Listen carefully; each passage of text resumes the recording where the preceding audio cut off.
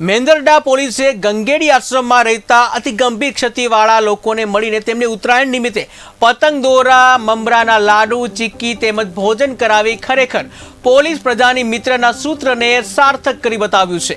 મેંદરડા ખાતે આવેલ અતિ ગંભીર ક્ષતિના મંદબુદ્ધિના લોકોની સંસ્થા ગંગેડી આશ્રમ ખાતે ઉત્તરાયણની પૂર્વ સંધ્યાએ મેંદરડા પોલીસે આશ્રમમાં જઈને અહીંના તમામ મંદબુદ્ધિના લોકોને ભોજન પ્રસાદ કરાવી અને તેની સાથે પ્રેમપૂર્વક બાળક જેવો વહાલ કરી તેમને ઉત્તરાયણની શુભેચ્છાઓ પાઠવી હતી। અને આ સંસ્થાના તમામ મંદબુદ્ધિના લોકોને પતંગ મહોત્સવ નિમિત્તે પતંગ દોરા વગર આપી અને તેમને પતંગો કેમ ઉડાડવી તે પણ શીખવી હતી। તો તેઓએ પતંગ ઉડાવે તેવો આનંદ જોઈને પોલીસ પણ થોડી ક્ષણો માટે પોતાની ફરજને ભૂલી એક સેવાના કાર્યની મજા કેવી હોય છે તેમાં મસ્ત થઈ ગયા હતા।